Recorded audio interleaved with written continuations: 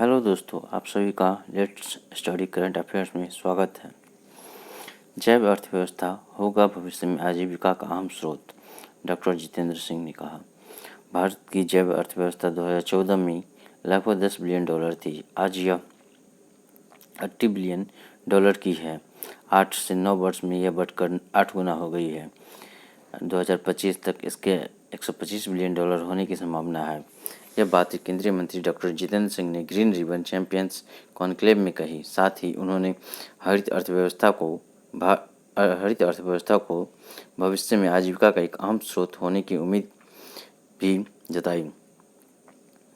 Doctor Jitendra Singh ने कहा कि प्रधानमंत्री नरेंद्र मोदी द्वारा घोषित राष्ट्रीय शोध संस्थान एक थिंक टैंक के रूप में आने वाली परियोजनाओं को तैयार करने में मदद करेगा। एनआरएफ अधिनियम को मानसून सत्र में संसद द्वारा पारित किया गया था, जिसके लिए 5 वर्षों में 50,000 करोड़ रुपए का बजट निर्धारित किया गया है। एनआरएफ भारत के विश्वविद्यालयों, कॉलेजों, अनुसंधान संस्थानों और अनुसंधान एवं विकास प्रयोगशालाओं में अनुसंधान और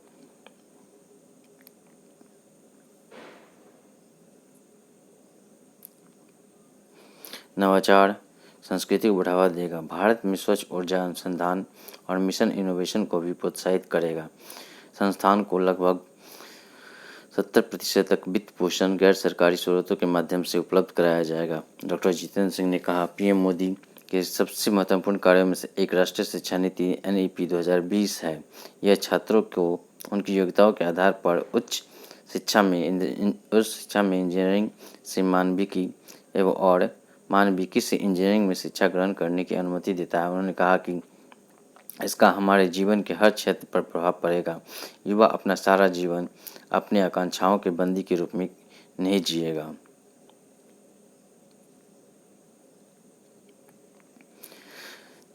विश्व बैंक ने भारत की जीडीपी वृद्धि दर 6.3 रखी बरकरार। विश्व बैंक ने वित्त वर्ष 2023-24 के लिए भारत की वृद्धि दर का अनुमान 6.3% बरकरार रखने का निर्णय लिया। भारत में अनेक बाहरी चुनौतियों के बावजूद मजबूत आर्थिक वृद्धि जारी को रहने के मद्देनजर रखते हुए निर्णय लिया गया। मजबूत आर्थिक वृद्धि जारी। विश्व बैंक ने अपनी रिपोर्ट में कहा कि वैश्विक चुनौती के बावजूद भारत का विकास लचीला बना रहेगा। नवीनतम भारत विकास अपडेट आईडीयू के अनुसार भारत में एक चुनौतीपूर्ण वैश्विक वातावरण के बावजूद भारत के विकास में लचीलापन दिख रहा है। विश्व बैंक ने अपनी रिपोर्ट में 2023-24 में भारत की वृद्धि दर का अनुमान पहले के 6.6% से घटाकर 6.3% किया है। 2022-23 में भारत सबसे तेज अर्थव्यवस्था में रहा शामिल। विश्व बैंक के भारत के विकास संबंधी नवीनतम विवरण के अनुसार भारतीय अर्थव्यवस्था पर अंतर्राष्ट्रीय वित्तीय संस्थानों की अर्धवार्षिक प्रमुख रिपोर्ट में कहा गया, बड़ी वैश्विक चुनौतियों के बावजूद भारत वर्ष 2022-23 में 7.3% की वृद्धि के साथ तेजी से बढ़ती प्रमुख अर्थव्यवस्था में शामिल था।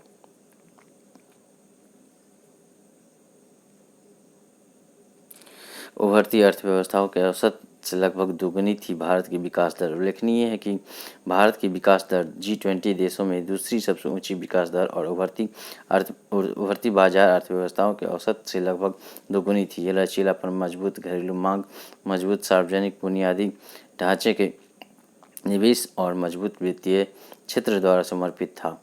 वित्तीय वर्ष 2023-24 की पहली तिमाही में बैंक ऋण वृद्धि दर बढ़ाकर 15.8% हो गई है, जबकि वित्त वर्ष 2022-23 की पहली तिमाही में यह 13.3% थी। सेवा क्षेत्र में निवेश में वृद्धि की उम्मीद। रिपोर्ट में उम्मीद यह जताई गई कि उच्च वैश्विक ब्याज दरों, भू राजनीतिक तनाव, सुस्त वैश्विक मांग के कारण वैश्विक प्रतिकूल परिस्थितियां बनी रहेगी और तीव्र होगी। परिणामस्वरूप संयुक्त कारकों की पृष्ठभूमि में वैश्विक आर्थिक विकास भी मध्यम अवधि में धीमा होना तय है। इसी संदर्भ में विश्व बैंक का अनुमान है कि वित्त वर्ष 2023-24 के लिए भारत की जीडीपी वृद्धि 6.3% होगी। हालांकि सेवा क्षेत्र की गतिविधि 7.4% की वृद्धि के साथ मजबूत रहने की उम्मीद भी है। साथ ही साथ निवेश वृद्धि भी 8.9% पर मजबूत रहने का अनुमान है। भारतीय सेना प्रमुख तंजानिया के आधिकारिक यात्रा पर जाएंगे, रक्षा संबंधों को मिलेगी मजबूती। भारतीय सेना प्रमुख जनरल मनोज पांडे 2 से 5 अक्टूबर 2023 तक तंजानिया के आधिकारिक यात्रा पर जाएंगे, जिससे दोनों देशों के बीच लंबे समय से चले आ रहे रक्षा संबंध और मजबूत होंगे। अपनी यात्रा में जनरल मनोज पांडे का तंजानिया की राजधानी दार अस सलाम, ऐतिहासिक शहर जांजीबार और अरुशा का दौरा करने का कार्यक्रम है। वो तंजानिया के गणमान्य व्यक्तियों और वरिष्ठ अधिकारियों के साथ चर्चा व बैठकों में हिस्सा लेंगे। अपनी यात्रा के दौरान भारतीय सेना प्रमुख तंजानिया संघ गणराज्य के राष्ट्रपति महामहिम समिया सुलूहू हसन से मुलाकात कर सकते हैं। पीएम मोदी छत्तीसगढ़ और तेलंगाना दौरे पर कई अहम विकास योजनाओं का करेंगे शुभारंभ। प्रधानमंत्री नरेंद्र मोदी आज 3 अक्टूबर 2023 को छत्तीसगढ़ और तेलंगाना के दौरे पर रवाना हुए। पीएम सुबह करीब 11 बजे छत्तीसगढ़ के जगदलपुर पहुंचेंगे। यहां से छत्तीसगढ़ के आदिवासी बस्तर संभागीय मुख्यालय जगदलपुर में 26,000 करोड़ रुपये से अधिक की कई विकास परियोजनाओं का शिलान्यास करेंगे। एनएमडीसी का ग्रीनफील्ड स्टील प्लांट राष्ट्र को करेंगे समर्पित। इसके अलावा प्रधानमंत्री बस्तर के नगर नार में स्थापित एनएमडीसी के ग्रीनफील्ड स्टील प्लांट को भी राष्ट्र को समर्पित करेंगे। ये जानकारी प्रधानमंत्री कार्यालय ने दी। आत्मनिर्भर भारत की परिकल्पना को देंगे गति। प्रधानमंत्री छत्तीसगढ़ और आत्मनिर्भर भारत की परिकल्पना को गति देने की पहल के अनुकूल बस्तर जिले के नगर नार स्थित एनएमडीसी स्टील लिमिटेड के इस्पात संयंत्र को लोकार्पण करेंगे। यह संयंत्र 23,800 करोड़ रुपये से अधिक की लागत से बनकर तैयार हुआ है। उच्च गुणवत्ता वाला इस्पात होगा निर्मित। यह ग्रीनफील्ड परियोजनाओं का यह संयंत्र है जहां उच्च गुणवत्ता वाला इस्पात निर्मित होगा। इलाके के सामाजिक आर्थिक विकास में तेजी लाकर यह संयंत्र बस्तर को दुनिया के इस्पात मानचित्र में दर्ज कर देगा। तेलंगाना को देंगे 8,000 करोड़ रुपये की विकास परियोजनाओं की सौगात। इसके बाद प्रधानमंत्री दोपहर करीब 3 बजे तेलंगाना के निजामाबाद पहुंचेंगे। यहाँ बिजली, रेल व स्वास्थ्य जैसे महत्वपूर्ण सेक्टरों के लगभग 8,000 करोड़ रुपये की विभिन्न विकास परियोजनाओं को लोकार्पण और शिलान्यास करेंगे। प्रधानमंत्री तेलंगाना में मनोहराबाद और सिद्दीपेट के बीच नई रेलवे लाइन का लोकार्पण करेंगे। इसके अलावा पीएम मोदी धर्माबाद मनोहराबाद के बीच रेलवे लाइन के विद्युतीकरण का भी लोकार्पण करेंगे। वे तेलंगाना के निजामाबाद से आंध्र प्रदेश के महबूब नगर और कर्नूल के रेलवे लाइन के विद्युतीकरण का भी शुभारंभ करेंगे। नेक्स्ट, चौथा राष्ट्रीय एकलव्य मॉडल आवासीय विद्यालय सांस्कृतिक साहित्य और कला उत्सव 2023 आज से देहरादून में। राष्ट्रीय शिक्षा सोसाइटी NESTS 3 अक्टूबर से 6 अक्टूबर तक उत्तराखंड के देहरादून के महाराणा प्रताप स्पोर्ट्स कॉलेज में चौथे राष्ट्रीय एकलव्य मॉडल आवासीय विद्यालय EMRS सांस्कृतिक साहित्य और कला उत्सव 2023 का आयोजन कर रही है। केंद्रीय जनजातीय मामलों के मंत्री अर्जुन मुंडा और उत्तराखंड मुख्यमंत्री पुष्कर सिंह धामी मुख्य अतिथि हैं। इस आयोजन में देश भर से 1500 से अधिक EMRS छात्र भाग ले रहे हैं। कला उत्सव के माध्यम से स्कूली छात्रों की कलात्मक प्रतिभा प्रदर्शित होगी। आदिवासियों को मुख्यधारा के साथ जोड़ने और उन्हें विभिन्न क्षेत्रों में विकास के समान अवसर तक पहुंचने में मदद करने की आवश्यकता को समझते हुए जनजातीय कार्य मंत्रालय प्रतिवर्ष EMRS सांस्कृतिक उत्सव और खेल प्रतियोगिता का आयोजन कर रहा है। इससे आदिवासी छात्रों को विभिन्न क्षेत्रों में अपनी प्रतिभा प्रदर्शित करने के लिए राष्ट्रीय मंच प्रदान मिलता है। EMRS अनुसूचित जनजातियों के लिए मॉडल आवासीय विद्यालयों की सरकार की एक योजना है। यह योजना जनजातीय कार्य मंत्रालय द्वारा चलाई जाती है। दूर दराज के जनजातीय क्षेत्रों में रहने वाले जनजातीय छात्रों के लिए गुणवत्तापूर्ण शिक्षा सुनिश्चित करने के लिए 2018-19 में इस योजना को नया रूप दिया गया। EMRS का उद्देश्य दूर दराज के क्षेत्रों में अनुसूचित जाति के छात्रों को गुणवत्तापूर्ण मध्यम और उच्च स्तरीय शिक्षा प्रदान करके उन्हें उच्च और व्यावसायिक शैक्षिक पाठ्यक्रम और सरकारी और सार्वजनिक और निजी क्षेत्रों में नौकरियों में आरक्षण का लाभ उठाने के लायक बनाना है। नेक्स्ट, डोमिनिकन गणराज्य के उपराष्ट्रपति ने राष्ट्रपति द्रौपदी मुर्मू से मुलाकात की।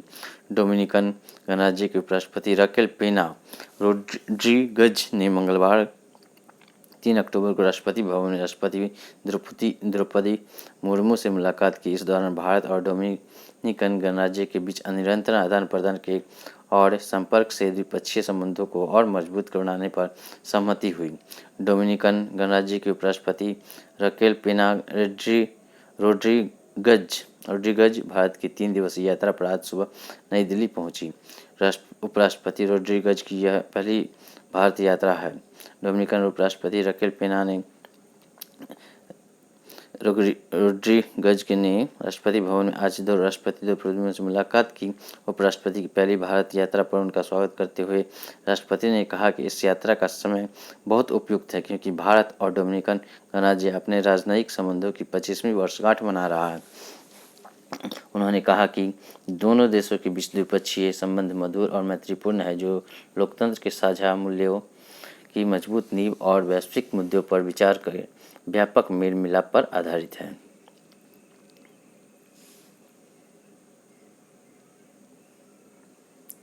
राष्ट्रपति द्रौपदी मुर्मू ने कहा कि डोमिनिकन गणराज्य लैटिन अमेरिका में भारत का 8वां सबसे बड़ा व्यापारिक भागीदार है। उन्हें विश्वास था कि व्यापार में और विविधता लाने की संभावना है। उन्होंने कहा कि फार्मास्यूटिकल उत्पादों, समुद्री विज्ञान, मौसम विज्ञान, आपदा प्रतिरोधी बुनियादी ढांचे और डिजिटल भुगतान प्रौद्योगिकियों जैसे क्षेत्रों में एक साथ काम करने और हमारे अनुभव और विशेषज्ञता का आदान प्रदान करने की गुंजाइश है। राष्ट्रपति ने कहा, क्षमता निर्माण भारत डोमिनिकन गणराज्य के बीच सहयोग के केंद्रीय स्तंभों में से एक है। उन्हें यह जानकर खुशी हुई कि हाल ही में भारत ने साइबर सुरक्षा और रिमोट सेंसिंग के महत्वपूर्ण क्षेत्रों में डोमिनिकन गणराज्य के अधिकारियों के लिए 2 विशेष ITC प्रशिक्षण पाठ्यक्रम आयोजित किए हैं। दोनों नेता इस बात पर सहमत थे कि भारत और डोमिनिकन गणराज्य के बीच निरंतर आदान प्रदान और संपर्क से द्विपक्षीय संबंधों को और मजबूती मिलेगी। नेक्स्ट, एशियाई खेल तीरंदाजी स्पर्धा में ज्योति ओजस ने भारत को दिलाया ऐतिहासिक स्वर्ण। टूट गया ये रिकॉर्ड। भारत ने बुधवार को एशियाई खेल में अपना सबसे बड़ा पदक हासिल किया। चीन ने हांगजू में कंपाउंड मिश्रित टीम तीरंदाजी स्पर्धा के दौरान ज्योति सुरेखा वेन्नम और ओजस परवीन देवतले ने स्वर्ण पदक पर निशाना साधा। इसी के साथ ही एशियाई खेलों में भारत का 71वां पदक है, जो किसी एक संस्करण में भारतीय दल का अब तक का सर्वश्रेष्ठ प्रदर्शन है। इससे पहले जकार्ता और पालेम्बांग में 2018 में एशियाई खेलों में भारत ने 70 पदक जीते थे।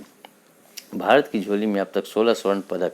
वही बुधवार सुबह 35 किलोमीटर रेस वॉक मिश्रित टीम स्पर्धा में रामबाबू और मंजू रानी के कांस्य पदक ने भारत को 70 पदकों के रिकॉर्ड तक पहुंचाया और फिर तीरंदाजी पदक ने इतिहास रच दिया। कंपाउंड तीरंदाजी के साथ भारत ने एक ही संस्करण में अपने सर्वाधिक 16 स्वर्ण पदकों की बराबरी भी कर ली है। नेक्स्ट, पीएम मोदी ने दी बधाई।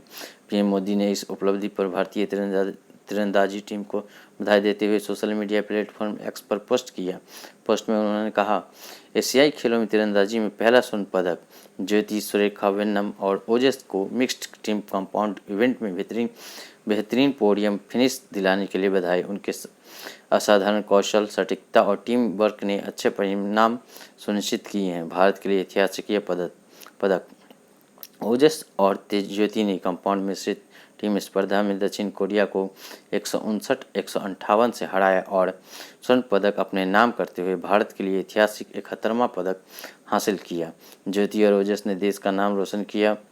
इससे पहले भारतीय तीरंदाज ज्योति परवीन ने कजाकिस्तान के एडेल जैक्सेनविनोवा और एंड्रे टुंडू को 159-55 से हराकर फाइनल में प्रवेश किया था। उन्होंने इससे पहले मलेशियाई टीम को 158-155 के स्कोर से हराकर सेमीफाइनल में जगह बनाई थी। नेक्स्ट, भारत जापान कोष के लिए $600 मिलियन का करार। वित्त मंत्रालय।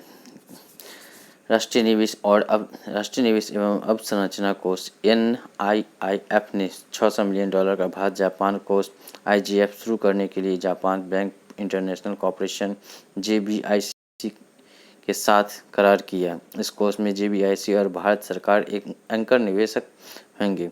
एंकर निवेशकों के रूप में किया करार। वित्त मंत्रालय ने बुधवार को एक बयान में कहा कि राष्ट्रीय निवेश अवसंरचना कोष ने भारत सरकार और Japan bank for international cooperation के साथ $600 मिलियन का भारत जापान फंड लॉन्च करने के लिए एंकर निवेशकों के रूप में करार किया। यह कोष पर्यावरण स्थिरता और कम कार्बन उत्सर्जन की रणनीतियों पर निवेश पर केंद्रित होगा। भारत सरकार 49% और JBIC 51% का देंगे योगदान। भारत जापान कोष पर भारत में जापानी निवेश को बढ़ाने के अलावा पर्यावरणीय स्थिरता और कम कार्बन उत्सर्जन रणनीतियों में निवेश पर ध्यान केंद्रित करेगा। यह भारत में जापान के निवेश को और बढ़ाने के लिए पसंद के भागीदार की भूमिका निभाएगा। ये NIIF का पहला द्विपक्षीय कोष है। इसमें भारत सरकार 19% और JBIC 51% का योगदान देंगे। नेक्स्ट, 1 अक्टूबर बुजुर्गों के लिए अंतर्राष्ट्रीय दिवस मनाया जाता है। विश्व सरकारी दिवस मनाया जाता है। शाकाहारी दिवस, अंतर्राष्ट्रीय कॉफ़ी दिवस। 2 अक्टूबर अंतर्राष्ट्रीय अहिंसा दिवस। 2 अक्टूबर विश्व पर्यावरण दिवस। 4 अक्टूबर विश्व पशु कल्याण दिवस। 5 अक्टूबर गंगा नदी डॉल्फिन दिवस। 5 अक्टूबर विश्व शिक्षक दिवस। 7 अक्टूबर विश्व कपास दिवस। 8 अक्टूबर भारतीय वायुसेना दिवस। 9 अक्टूबर विश्व डाकघर दिवस। 10 अक्टूबर राष्ट्रीय डाक दिवस। विश्व मानसिक स्वास्थ्य दिवस। मृत्यु दंड के खिलाफ विश्व दिवस मनाते हैं। नेक्स्ट, PM मोदी की मन की बात कार्यक्रम का बेटी बचाओ बेटी पढ़ाओ योग। खादी के उपयोग पर असर। भारतीय प्रबंधन संस्थान IIM बेंगलुरु के एक अध्ययन में पाया गया कि प्रधानमंत्री नरेंद्र मोदी का मासिक रेडियो कार्यक्रम मन की बात लड़कियों के कल्याण, योग व खादी के उपयोग जैसे मुद्दों पर केंद्रित कर नीतिगत पहलों को लोकप्रिय बनाने में सफल रहा। इस शोध में पिछले 9 वर्ष में कार्यक्रम 105 एपिसोड के प्रभाव का विश्लेषण किया गया है और संचार के शक्तिशाली और नैतिक माध्यम यानी मन की बात द्वारा लाए गए परिवर्तनों, मूर्त और अमूर्त दोनों के अस्थायी प्रभाव का आंकलन किया गया। इसमें कहा गया है कि इस रिपोर्ट में प्राकृतिक भाषा प्रसंस्करण NLP का उपयोग करके मन की बात नीतिगत निहितार्थ का विश्लेषण करने पर भी ध्यान केंद्रित किया गया है। खादी पर इसमें कहा गया हमारे स्वतंत्रता संग्राम के दौरान खादी को काफ़ी लोकप्रियता मिली, लेकिन बदलते समय के साथ ये अपनी लोकप्रियता खोती जा रही है। मन की बात के साथ खादी को काफ़ी लोकप्रियता मिली है और बिक्री में भी वृद्धि हुई है। इससे कहा गया है कि खादी का सोशल मीडिया कवरेज भी बढ़ गया है। नेक्स्ट पेज, बेटी बचाओ बेटी पढ़ाओ योजनाओं के बारे में कहा गया कि जनवरी 2015 में शुरू की गई बेटी बचाओ बेटी पढ़ाओ योजना ने जनवरी 2015 में मन की बात के बाद लोकप्रियता हासिल की। 2 वर्षों तक लगातार मन की बात में इस योजना के उल्लेख के बाद और अधिक प्रसिद्धि मिली है। इस तरह बेटी बचाओ बेटी पढ़ाओ अभियान में एक भाग के रूप में शुरू की गई सुकन्या समृद्धि योजना SY भारत सरकार की एक छोटी जमा योजना जो विशेष रूप से बालिकाओं के लिए है, वह भी लोकप्रिय हुई, जो एक बड़ी सफलता रही। योग वह शब्द जो अनादि काल से चला आ रहा है। 14 दिसंबर को मन की बात हुए जिक्र के बाद और भी प्रसिद्ध हो गया है, लेकिन मई और जून 2015 में मन की बात पर भारी संचार के बाद इसने मन की बात के बाद मुद्रा लोन के बारे में जिक्र पर भी प्रसिद्धि हासिल की है। लेकिन इसे सबसे ज़्यादा लोकप्रियता कोविड-19 की शुरुआत के साथ मिली। वर्ष 2022 की शुरुआत के साथ मेरिटस की मन की बात के साथ लोगों को इसके बारे में जानने का जिज्ञासा और भी बढ़ने लगी और यह लोकप्रिय होने लगा। नेक्स्ट, आर्मी हॉस्पिटल R&R ने रचा इतिहास। 18 महीनों में किए कॉकलियर प्रतिरोपण के 50 ऑपरेशन। दिल्ली कैंट स्थित आर्मी हॉस्पिटल R&R के कान, नाक और गला ENT विभाग ने पिछले 18 महीनों में मरीजों के दोनों कानों में एक साथ कॉकलियर प्रतिरोपण के 50 ऑपरेशन किए और वह इतने सफल प्रतिरोपण ऑपरेशन करने वाला देश का एकमात्र सरकारी अस्पताल बन गया। कॉकलियर इम्प्लांट एक अत्याधुनिक चिकित्सा उपकरण है जिसके जरिए सुनने में अक्षम मरीजों को न सिर्फ सुनने में मदद मिलती है, बल्कि यह उन्हें मुख्य धारा में आने में सक्षम बनाता है। इस इम्प्लांट की कीमत हमेशा चिंता का विषय रही है, जिससे इसकी पहुंच सीमित हो गई है। सरकार द्वारा वित्त पोषित अधिकांश कार्यक्रमों में बच्चों को केवल एक कॉक्लियर इम्प्लांट दिया जाता है। हालांकि दोनों कानों में सुनने का लाभ इसकी कीमत से कहीं ज़्यादा है। सशस्त्र बल चिकित्सा सेवा ने इस बातों को तत्काल महसूस किया। मार्च 2022 में सशस्त्र बलों में श्रवण बाधित रोगियों के लिए कॉक्लियर इम्प्लांट की नीति को संशोधित किया और इसमें एक साथ दोनों कानों में प्रतिरोपण को शामिल किया। चिकित्सा मानकों को विकसित देशों के बराबर लाने वाली यह देश की पहली नीति थी। डीजी सशस्त्र बल चिकित्सा सेवा लेफ्टिनेंट जनरल दलजीत सिंह और डीजीएमएस सेना लेफ्टिनेंट जनरल अरिंदम चटर्जी ने इसके लिए आर्मी हॉस्पिटल R&R को बधाइयाँ दी। आर्मी हॉस्पिटल R&R सशस्त्र बलों का शीर्ष अस्पताल है और वर्तमान में इसकी कमान लेफ्टिनेंट जनरल अजीत नीलकांतन के पास है, जो ENT और head and neck onco surgery के विशेषज्ञ हैं। नेक्स्ट, बहुप्रतीक्षित केन बेतवा नदी जोड़ों परियोजनाओं को मिली केंद्र सरकार की हरी झंडी। मध्य प्रदेश के मुख्यमंत्री शिवराज सिंह चौहान ने बुधवार को जानकारी दी कि केन बेतवा परियोजना को केंद्र सरकार की मंजूरी मिल गई है। यह परियोजना बुंदेलखंड के क्षेत्र के लोगों को जीवन में सकारात्मक परिवर्तन लेकर आएगी। मुख्यमंत्री ने परियोजनाओं की मंजूरी मिलने पर खुशी जताते हुए कहा, यह मध्य प्रदेश के लिए सौभाग्य का दिन है, खासतौर पर बुंदेलखंड क्षेत्र के लिए जो विकास के दौर में पिछड़ गया था। सीएम चौहान ने इसके लिए प्रधानमंत्री नरेंद्र मोदी को धन्यवाद दिया। केन बेतवा परियोजना बुंदेलखंड के लोगों की छवि और जीवन को बदलने का काम करेगी। इस परियोजना के तहत केन बेतवा लिंक के माध्यम से मध्य प्रदेश की 10,62,000 हेक्टेयर भूमि सिंचित होगी। उन्होंने कहा, इससे बुंदेलखंड में 62 लाख लोगों को पीने का पानी मिल सकेगा। इस पर 103 मेगावाट का पनबिजली और 27 मेगावाट का सौर ऊर्जा संयंत्र भी लगाया जाएगा तथा 72 मेगावाट की क्षमता वाली 2 बिजली परियोजना भी प्रस्तावित है।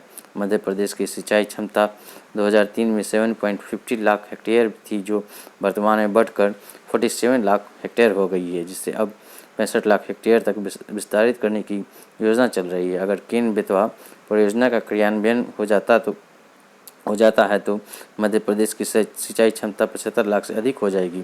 केन बेतवा लिंक परियोजना नदी जोड़ों परियोजना है, जिसका उद्देश्य सूखाग्रस्त बुंदेलखंड क्षेत्र को सिंचित करने के लिए मध्य प्रदेश में केन बेतवा अतिरिक्त पानी को उत्तर प्रदेश के बेतवा में स्थानांतरित करना है। इस परियोजना में 77 मीटर लंबा और 2 किलोमीटर चौड़ा बांध तथा 230 किलोमीटर लंबी नहर का निर्माण निर्धारित है।